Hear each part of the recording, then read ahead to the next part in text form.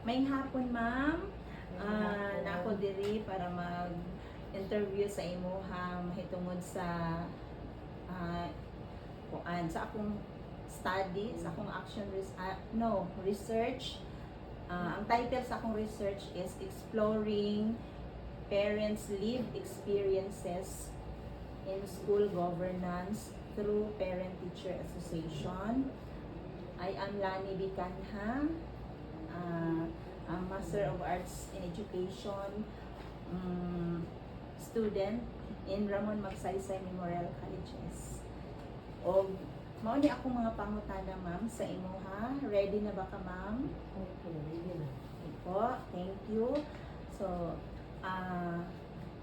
ang akong question is, basahan ako in English and I will translate it in Binisaya. Pero you can answer in any dialect, English, Filipino, or Binisaya, okay lang po. Okay. So, mag-start na ta, ma'am. Okay. Okay. So, ang una na kong question, what is your view of your overall experience as a parent participating in the PTA?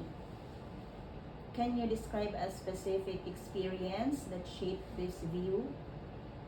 So, unsay tan-aw nimo sa imong experience sa pag-apil-apil sa PTA? Naa ba kay mahuna-hunaan nga higayon o hitabo nga maoy rason nga nung nakasulti ka niini? So, unang-una nung may hapon po, ma'am. So, dako po ako ang pasalamat dahil isa ko sa napili ng mga interview. So, being one of the officer sa PTA sa Malapatan National High School, ang akong panlantaw o sa pag-apil-apil sa PTA tungod kay daghan kung nakita o nadunggan ng mga istorya mahitungod sa problema sa school policies, mga problems labi na sa mga proyekto o mga kakulangan sa school. So, muna isa sa naka-engganyo sa ako ang mo apel dito ko dia sa PTA. Okay po. Thank you. Naapa ba kayo maidugang, ma'am? Ano sa ma'am? Okay. Thank you po, ma'am. So, next question po tayo. So, describe a specific experience in the PTA that strongly influenced how you see your involvement as a parent. And what made that experience meaningful to you? So, pwede nimo ihulagway itong mga hitabo nga nakapausab o nakapalig-on sa imong huna-huna bahin sa pag-apil sa PTA. So, diri ma'am sa influence yun sa ako sa pag-involve ang Parent Teacher Association, kay nakita na ko ang usa sa atong mga estudyante karon, ang ilahang mga batasan na nawala na ang good manners and right conduct. Dili man tanan, pero kasagaran sa mga bata, murarag wala sila nakita mag-agi, tapos the way nga mag-storya sila, daghan ng mga bad words na imong manugan sa ilaha. So, isa na sa naka-interview sa ako ang isa ko sa makatabang sa school na makakorek na ng mga trabaho o sa mga behavior sa mga kabatang wala sa mga estudyante. So, wala siya mo. Okay po. Thank you for your answer, ma'am. So, describe a time commitments in the PTA are experienced in your daily life. Can you share a situation where this felt particularly manageable or difficult? So, diyon sa nimo pagdala sa imong oras para sa PTA diha sa imong inadaw-adlaw nga kinabuhi. So, pwede ba ka makahatag og sitwasyon nga nalisdan ka o ma-manage na nimo? Okay. Sa diri ka part, ma'am, sa pag-manage nimo sa yun sa nako eh, pagdala sa akong oras dito sa PTA. So, bilang government employee, dapat na-adjust ka sa 8 hours, na-adjust ka sa office. Yes. Pero, tamang po tayo community na dapat share po na itong knowledge dito sa gawas, labi na ako ko estudyante. So, dito sa akong sa oras, di human ako ng trabaho na ako. Wala akong ginabiling na mga backlogs o mga sa akong lamesa na wala na naman na trabaho. Tapos, nanangin po ko ahead of time sa akong department head na may meeting ko. O sa ako pong mga kauban. Para kung napay mangita sa ako, kabalo na sila nasa ako. Wala akong ginamit doon. Okay po, ma'am. Thank you. Next tayo. Next question. So, describe your experiences communicating and coordinating with other PTA members or school staff. So, how did these interactions affect your sense of involvement? Example, unsaon nimo pag-communicate sa imong mga kauban nga mga PTA officers and sa school staffs or principal ba or sa teachers. So unsay mga pamaagi igamitan ba nimo og mga gadget or messenger sa nimo pag communicate sa ilaha? Sa kami sa Malapatan National High School na PTA officers namin GC group chat. So dito may communicate kung unsay kanang kakulangon sa school, na ay mga problem sa school, dito may mag-communicate tapos may schedule may og meeting. Dito na naman isbitan ang tanan. Apil na dito ang school principal. Okay po, ma'am. Thank you. Then, describe a time when you felt your role as a PTA member was clear or unclear. And how did that experience shape how you see your contribution? So, naabay mga higayon nga para sa imong murag dili klaro ang imong obligasyon or like just like ikaw isa ka PTA treasurer and then kabalo ba ka sa obligasyon as PTA treasurer or naabay instances nga wala ka kasabot nga inana day ang imong trabaho? Sa before ko nidawat sa mao nga posisyon na personal sa PTA, kabalo na ko daan ko sa role sa usa ka personal. So ang akong gihimo dito ma'am, labi na sa amo sa MHS na aming kolektor, pero sa reports, kulang pa din siya sa pag-cluster sa mga report. So, ang ako ang kasinatian din sa among office, dati na sa akong trabaho sa recording, so akong i-share sa iya. So, pagkakaroon, hanay na ang iyang mga reports. Dali na lang siya pangitaon. Kung mangita ka sa iyang, dali na sa mga list sa mga pangalan sa mga bata. Dali na lang, intersection na lang siya. So, hanay na siya. Thank you, ma'am. So, next na tayo. So, what is it like for you to balance responsibilities with your personal and family life? Can you describe a moment when this felt challenging or manageable? So, ang unsa ang imuhang gibati samtang gibalanse nimo ang imong mga responsibilidad.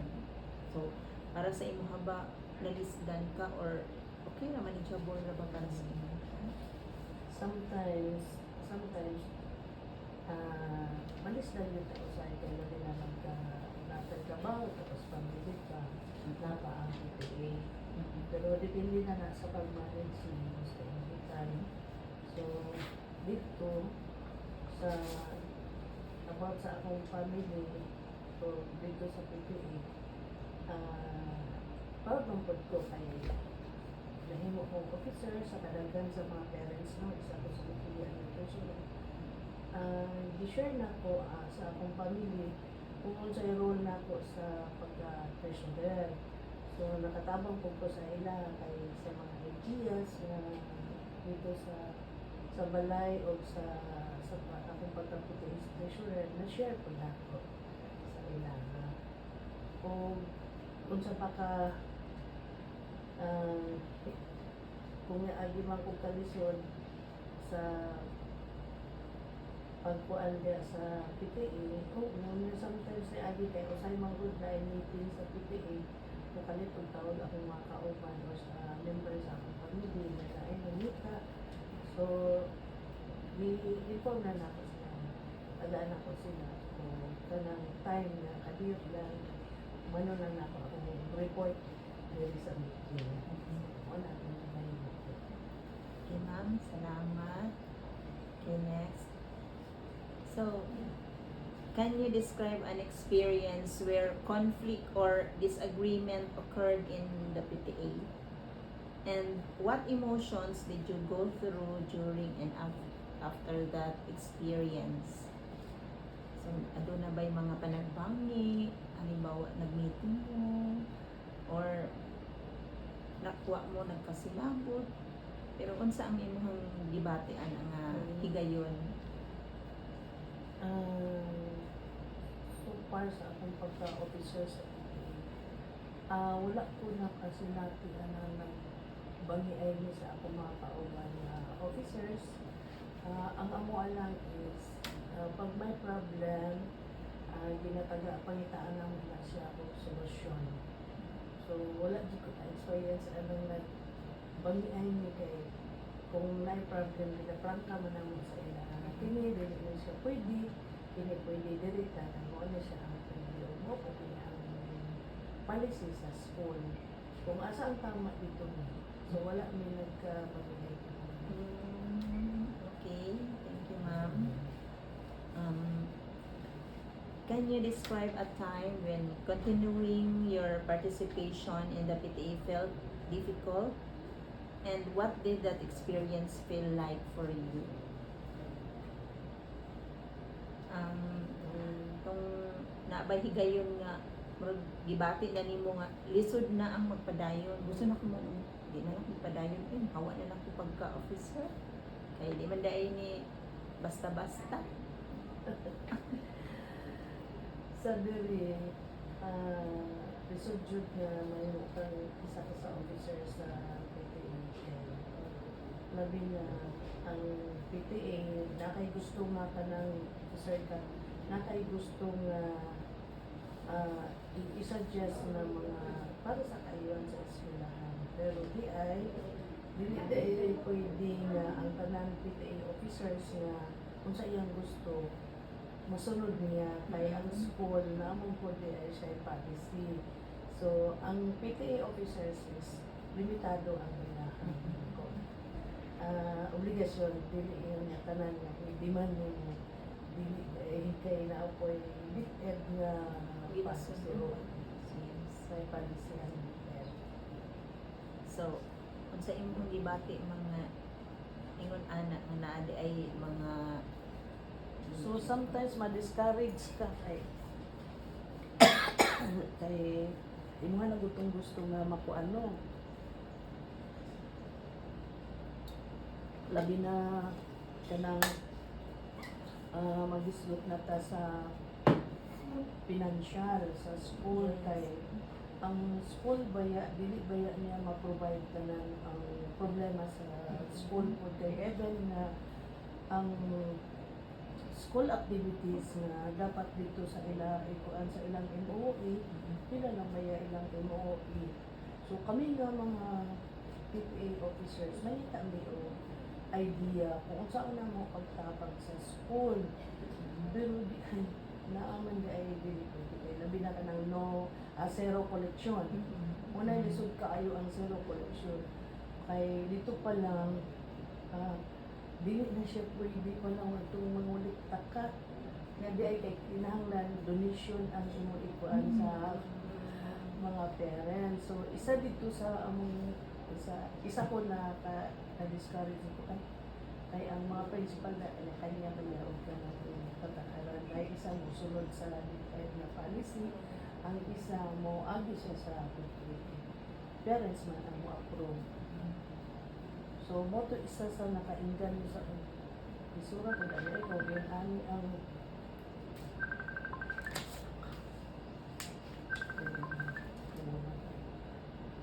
PTA officer isod kung ang principal na dili maki-coordinate sa tumusunod jud siya sa DepEd policy kay wala viewing improvement or mahimo nga activities sa school na alang pero limitado.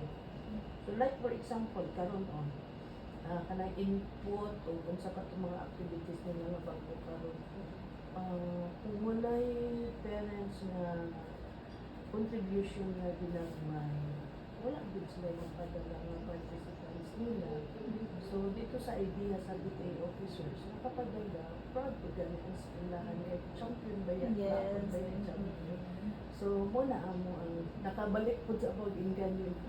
Ayun, ano pa ita. So, storyana na to sa principal na dahil mga idea na pwede masolvad na siya problem. So, moto kami ng mga officers, nag-meeting niya kami lang nawala sa principal.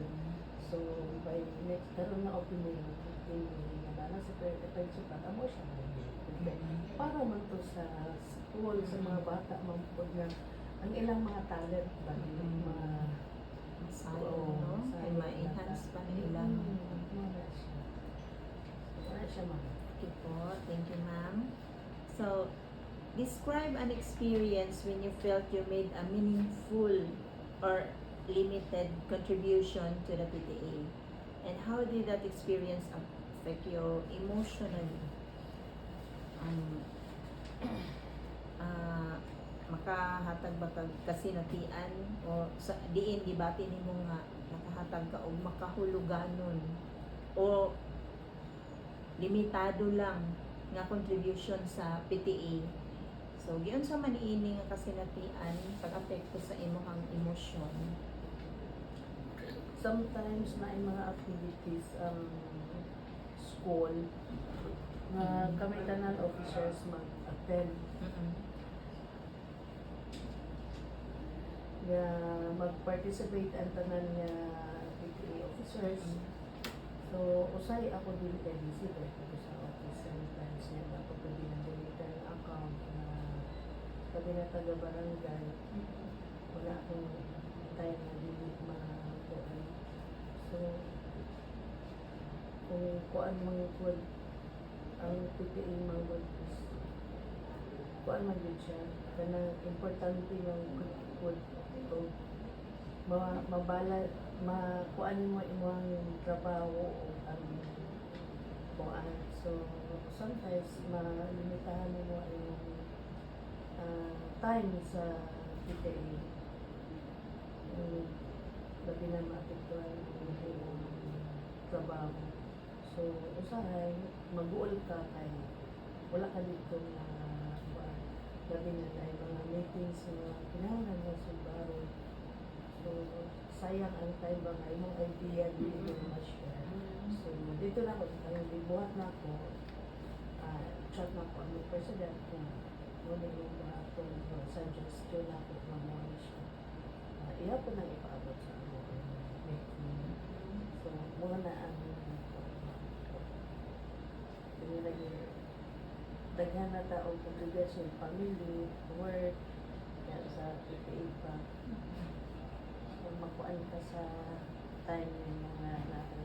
Kaya mas okay mag ikaw ang mo Kapag sa imong suggestion ay something, explain pa man yun na rin para masaktan sa mga tao.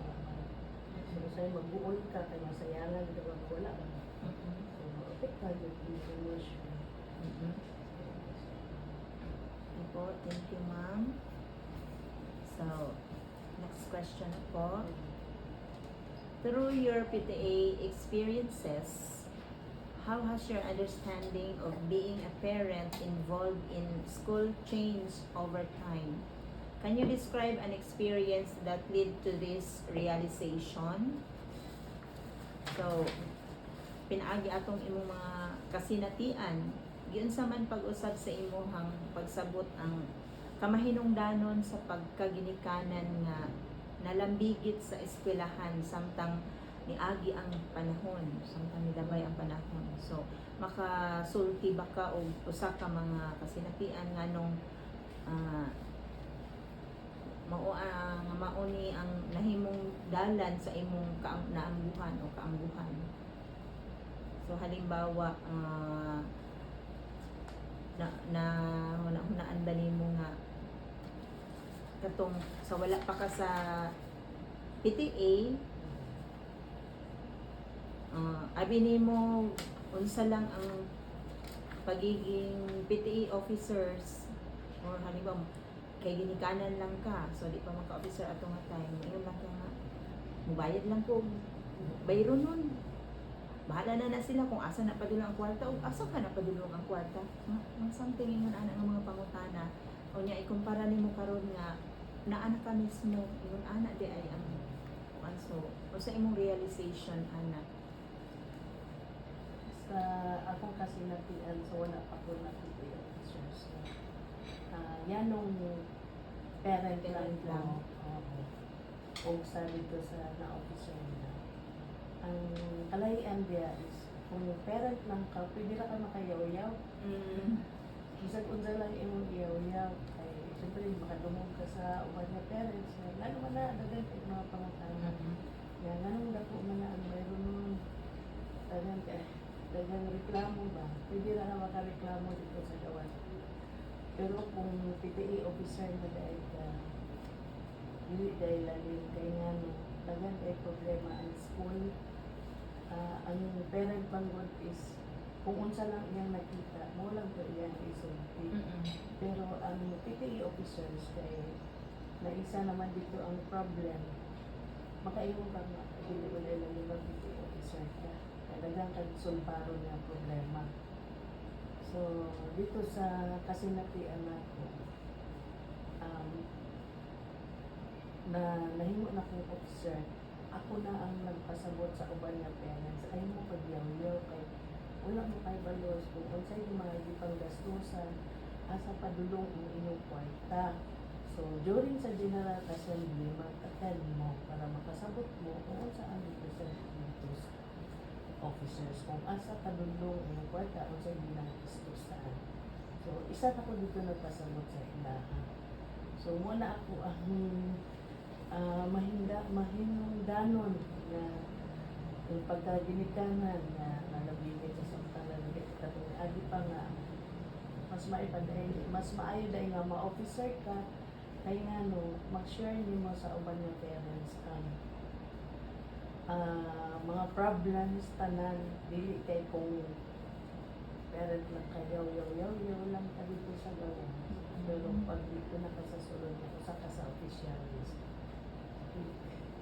lagdaman tayo problema tanan na problema sa school kuanan mo. So kung imong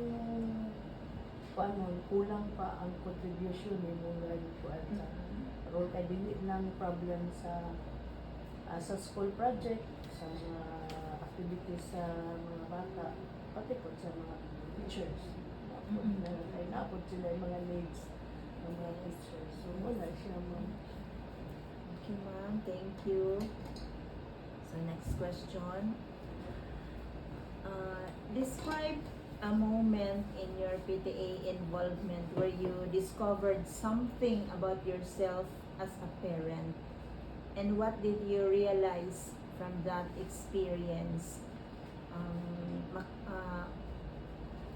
makahulagway ba ka og higayon o aduna higayon sa imong pag-apil sa PTA diin aduna kay nadiskubrihan may tungod sa imong kaugalingon isip usa ka ginikanan o unsa ang imong naambuhan o na-realize gikan ni adto nga kasinatian. Sama sa akong giiyon sa nauna no nga itong magyaw-yaw na ang ko sa kapil. Yes, yes. So, sa diha usa na ka sa officer sa PTA. Ang daghan kay madiskubrihan labi na sa kaugalingon nako kay dati man gud kanang reklamador dito. Kaya kung unsa akong madunggan, ako ang giday gisulti sa officer pero iba man gud kung officer na ka kay kung dili ka officer ka murag dili na ka paminawon ba. So sa diha na ka nga usa na ka sa officer na mapaabot nimo ba ang gusto nimo na kuan jud para sa kainan sa eskwelahan. So dito na-realize na ako na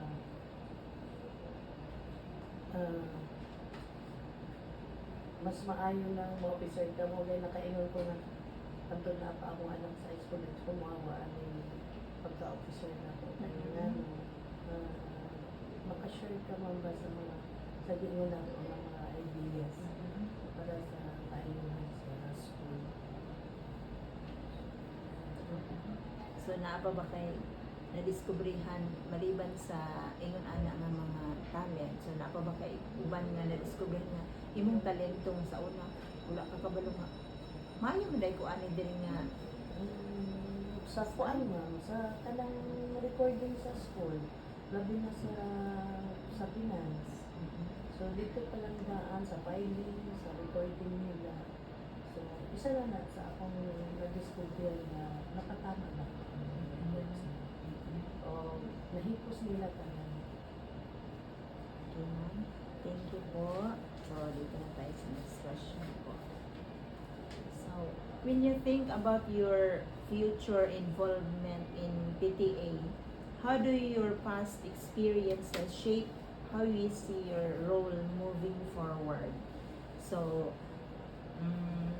kung naghuna-huna pa kabahin sa imong pag-apil sa PTA sa umaabot, giunsa man pagporma sa imong kasinatian sa una, ang imong pagtan-aw sa imong papel sa kung magpadayon ka sa future. So sa dali ma'am kung sama sa akong giingon ganina na mientras na pa akong anak sa high school magpabilin ko nga ako sa PTA nga officer. So sa karon pa lang daan kadaghan ka nakita nga pakulangon sa school policies labi na sa mga estudyante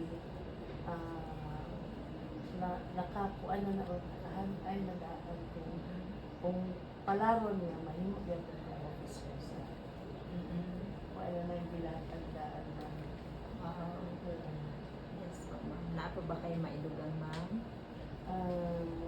kuan po katong sa patian ng mga financial sa contribution dili gyud ay pwede nga dili mo contribute ang parents kay no isa dito nga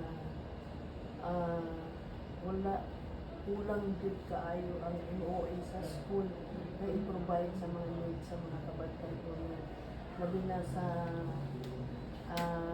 palian ng mga coaches nila sa ilang mga gusto kaayo o contest sayang ang talent sa mga bata. So isa na din sa nakita natin na kailangan tabangan dyan sila. Sige, ma'am. Thank you. This is my last question. Describe an experience that helped you better understand the challenges or successes of school programs through the PTA. And what did that experience reveal to you?